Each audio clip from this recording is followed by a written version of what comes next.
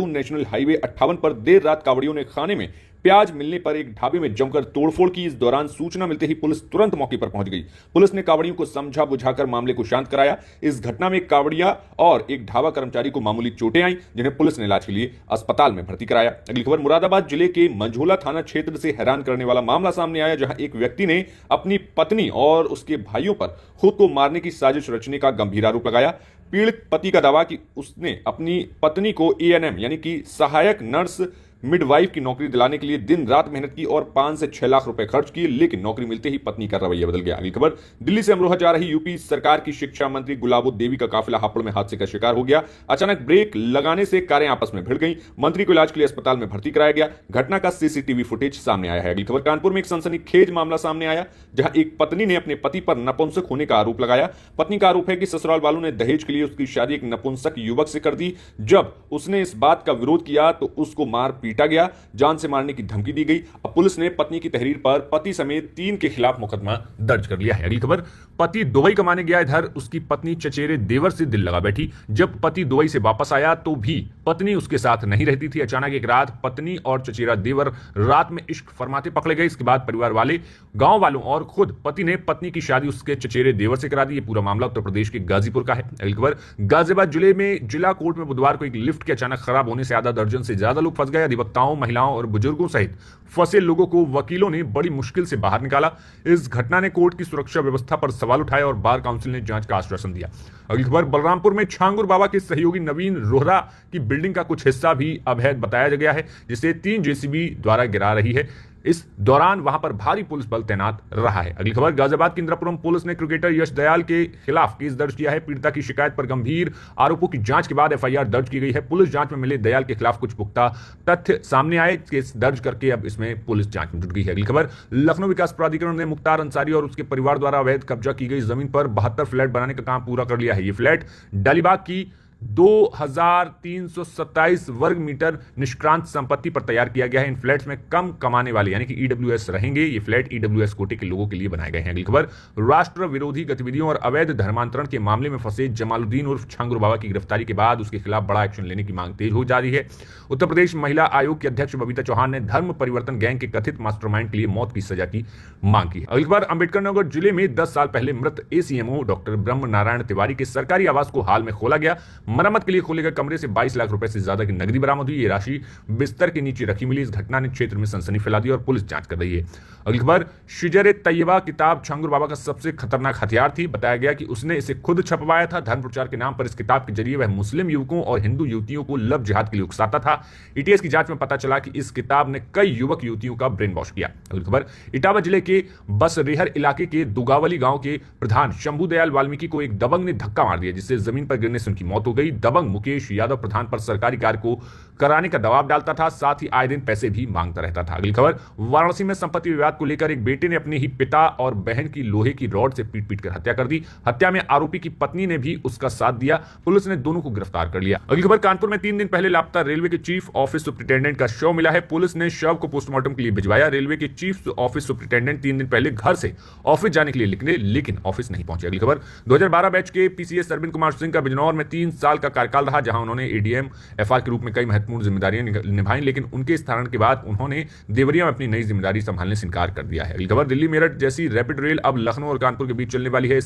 इसके चलने से दोनों शहरों के बीच सफर में लगने वाले समय में बचत होगी। महज 40 मिनट में आम लोग लखनऊ से कानपुर के बीच आ जा सकेंगे। इस सफर के लिए लखनऊ और कानपुर के बीच प्रस्तावित रैपिड रेल परियोजना ने रफ्तार पकड़ ली है। अगली खबर बलरामपुर में छांगुर बाबा के नाम से मशहूर जलालुद्दीन की कोठी पर बुलडोजर चल गया। अवैध रूप से धर्मांतरण करवाने का मास्टरमाइंड मशहूर जलालुद्दीन की कोठी पर बुलडोजर चल गया। अवैध रूप से धर्मांतरण करवाने का मास्टरमाइंड छांगुर की कोठी पर नोटिस चिपकाया गया था। नोटिस में 7 दिन का समय दिया गया था। छांगुर की यह कोठी बलरामपुर के उत्तरौला में थी। इस कोठी पर तहसीलदार ने नोटिस चिपकाया था। अगली खबर उत्तर प्रदेश में अब धीरे धीरे बारिश में कमी देखने को मिल रही है। आज कुछ जगहों पर बारिश हो सकती है। 11 जुलाई से उत्तर प्रदेश में भारी बारिश का सिलसिला नहीं थम रहा है।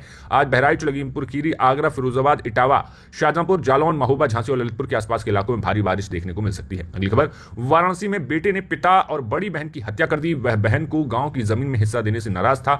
युवक ने पत्नी के साथ मिलकर पिता को लोहे की रॉड से पीट पीट कर मार डाला। गुस्सा शांत नहीं हुआ तो सिर और मुंह को ईंट से काफी देर तक कूंचता रहा। रोकने पहुंची बहन को भाई ने दौड़ा कर सिर पर सिलबट्टा मार दिया, जिससे उसकी मौके पर ही मौत हो गई। बढ़ते हैं राजनीतिक खबरों की तरफ। तो जल शक्ति मंत्री स्वतंत्र देव सिंह ने सपा अध्यक्ष अखिलेश यादव पर निशाना साधा। अखिलेश की ओर से सोमवार को प्रेस कॉन्फ्रेंस में लगाए गए आरोपों के जवाब में उन्होंने कहा कि जनता को गुमराह करने के लिए अखिलेश नए नए बहाने ढूंढ रहे हैं। सपा के कार्यकाल में प्रदेश की नदियों की दुर्दशा किसी से छुपी नहीं थी। हमारी सरकार नदियों को पुनर्जीवित करने का काम कर रही है। अगली खबर, उत्तर प्रदेश कांग्रेस प्रमुख अजय राय ने कहा कि 35 करोड़ पेड़ कहां लग रहे हैं। मुख्यमंत्री योगी आदित्यनाथ इसका भौतिक सत्यापन कराएं। पूरे बनारस में आपने पेड़ काट डाले, भाजपा केवल झूठी मार्केटिंग कर रही है। अगली खबर, गोरखपुर की छात्रा पंखुड़ी त्रिपाठी का सोमवार को 7वीं क्लास में एडमिशन हो गया। उसने सीएम योगी से 1 जुलाई को फीस माफी की मदद मांगी थी, लेकिन बाद में प्रिंसिपल ने फीस माफ करने से इनकार कर दिया था। इस पर सपा ने मदद की पेशकश की थी, लेकिन परिवार ने इसे ठुकरा दिया। पंखुड़ी ने कहा कि सीएम योगी अच्छे हैं। छात्रा के बयान पर सपा मुखिया अखिलेश यादव भावुक हो गए। उन्होंने कहा कि हमने मदद के लिए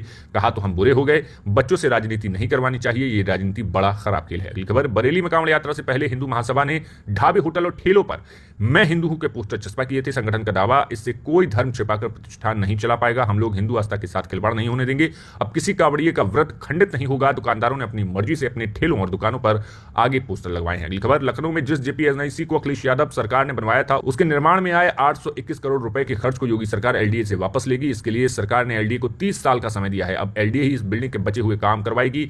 एलडीए की कमेटी इसका संचालन करेगी। साथ ही इसमें चलने वाले क्लब के लिए लोगों की मेंबरशिप बनाई जाएगी। JPNIC multi storey multipurpose building है। इसमें स्पोर्ट्स कॉम्प्लेक्स, ओपन रेस्टोरेंट सहित होटल, म्यूजियम, 2000 लोगों की क्षमता वाला कन्वेंशन हॉल सहित कई सुविधाएं मिलेंगी। टेरेस पर ओपन रेस्टोरेंट है, साथ ही हेलीपैड भी बनाया गया है, जिस पर खास लोग हेलीकॉप्टर से लैंड कर सकेंगे। बढ़ते हैं राष्ट्रीय खबरों की तरफ। तो दिल्ली वालों को फिलहाल के लिए पुरानी गाड़ियों पर प्रतिबंध से राहत मिल गई, लेकिन 1 नवंबर से सख्त नियम लागू होने जा रहे हैं। वायु गुणवत्ता प्रबंधन आयोग ने कहा कि दिल्ली राष्ट्रीय राजधानी क्षेत्र और गुड़गांव, फरीदाबाद, गाजियाबाद, गौतम बुद्ध नगर और सोनीपत के 5 उच्च वाहन घनत्व वाले जिलों में 1 नवंबर 2025 से और एनसीआर के बाकी हिस्सों में 1 अप्रैल 2026 से सभी अंतिम आयु वाहनों को ईंधन भरने से मना कर दिया जाएगा। अगली खबर, भारत के प्रधानमंत्री नरेंद्र मोदी को मंगलवार को ब्राजील के राष्ट्रपति लूला डी सिल्वा ने सर्वोच्च नागरिक सम्मान grand collar of the nation award से सम्मानित किया। यह पुरस्कार पीएम मोदी को भारत ब्राजील के बीच द्विपक्षीय संबंधों को मजबूत करने और ग्लोबल मंचों पर सहयोग बढ़ाने के लिए दिया गया। अगली खबर, प्रधानमंत्री मोदी और ब्राजील के राष्ट्रपति